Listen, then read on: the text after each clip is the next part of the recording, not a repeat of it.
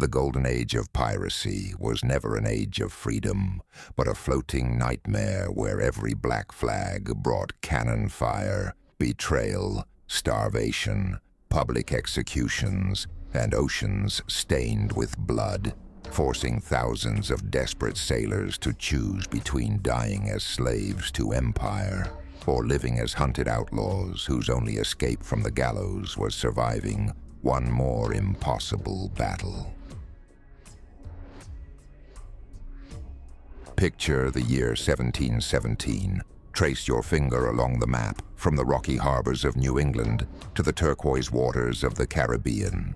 And imagine the smell before you imagine the glory. Rotting oak soaked with seawater, hot pine tar bubbling inside iron cauldrons, damp hemp rigging coated with salt crystals, spoiled beef crawling with maggots, stale gunpowder, bilge water fermenting beneath warped deck planks, and human sweat trapped beneath coarse wool jackets created an atmosphere far removed from romantic legends. The so-called Golden Age of Piracy was not golden for those who lived through it. Between roughly 1650 and 1730, especially during the decades surrounding 1715 to 1726, the Atlantic became one of the most dangerous commercial highways on Earth. Merchant convoys carrying sugar, tobacco, indigo, cacao, silver, and enslaved people crossed thousands of nautical miles, while every horizon concealed uncertainty. A brigantine displaced perhaps 150 tons, while larger frigates exceeded 500 tons, their tumble home reducing exposed hull area above the waterline to improve stability during broadside engagements.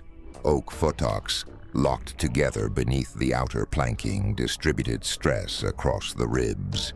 Yet even these sophisticated structures groaned continuously as Atlantic swells twisted the keel.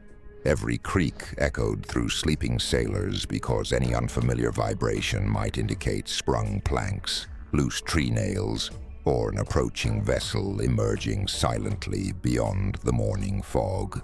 Pirates did not simply appear from nowhere as reckless criminals chasing buried treasure. Many had previously served aboard naval warships or privateers operating under letters of marque during conflicts, including the War of the Spanish Succession. When peace arrived after 1713, governments rapidly dismissed thousands of experienced seamen without reliable wages. These unemployed mariners already understood celestial navigation, square rig handling, gunnery drills, sail repair, and boarding tactics. Merchant captains frequently paid starvation wages while enforcing brutal discipline with the cat-o'-nine tails. Desertion became common because survival often depended upon choosing the least terrible employer. Pirate crews presented themselves as an alternative governed through articles of agreement, written contracts specifying compensation, shares of captured cargo, medical payments for lost limbs, and elected officers. Although these agreements appeared surprisingly democratic compared with naval discipline, they remained entirely dependent upon successful violence. Every captured prize required intimidation, cannon fire, musket volleys, or close-quarters combat, using cutlasses, boarding axes, pistols, and long knives. Failure meant execution by hanging under Admiralty law, while success demanded constant readiness to repeat the cycle against another unsuspecting merchant vessel. Naval combat during the Golden Age rarely resembled dramatic Hollywood explosions. A typical iron cannon weighing over 2,000 pounds required coordinated crews working with astonishing precision. Powder charges composed primarily of approximately 75% potassium nitrate, 15% charcoal, and 10% sulfur were packed behind cast iron round shot. using carefully measured canvas cartridges. Ignition through the touch hole produced an expanding volume of incandescent gas within milliseconds, accelerating the projectile along the bronze or iron barrel before smashing into oak hull planking, often exceeding 4 inches in thickness. Instead of neat circular holes, impacts generated clouds of razor-sharp wooden splinters capable of killing or permanently blinding sailors dozens of feet away. Grape shot transformed the weapon into an enormous shotgun, scattering iron balls through tightly packed boarding parties. Smoke accumulated beneath low decks until visibility collapsed into choking darkness filled with sulfur fumes and burning fibers. Experienced gunners judged distance through instinct, because inaccurate elevation wasted precious ammunition that could not easily be replaced far from friendly ports. Life aboard pirate ships remained relentlessly physical even when no battle occurred. Fresh water spoiled inside wooden casks so after weeks beneath tropical heat, acquiring foul flavors from algae, bacteria, and decaying organic residue. Salted pork hardened into dense masses, requiring prolonged soaking before cooking, while ship's biscuit frequently contained weevils whose removal consumed valuable time and offered little practical benefit. Scurvy emerged whenever fresh citrus disappeared from stores, slowly weakening gums, muscles, and connective tissue through vitamin C deficiency that nobody yet understood scientifically. Daily maintenance consumed endless labor. Sailors climbed swaying shrouds to replace damaged canvas, drove oakum between hull seams before applying hot pitch during careening operations, inspected blocks for cracked sheaves, repaired standing rigging, greased mast fittings, and checked every pump because minor leaks ignored today became catastrophic flooding tomorrow. Tropical storms punished mistakes mercilessly. A snapped topsail yard weighing hundreds of pounds could crush men instantly, while loose anchors, recoiling cables, and shifting cannon transformed the gun deck into a deadly maze even before enemy fire entered the equation. Despite modern fascination with famous captains, pirate crews often feared internal betrayal more than naval pursuit. Captains, such as those remembered in surviving court records, understood that authority depended upon reputation rather than permanent legal power.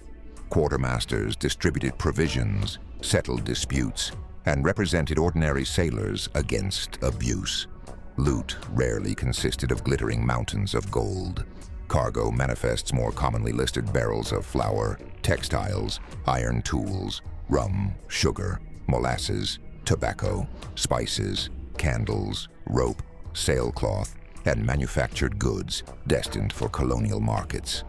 Nevertheless, these ordinary commodities represented enormous economic value because European empires depended upon uninterrupted maritime trade.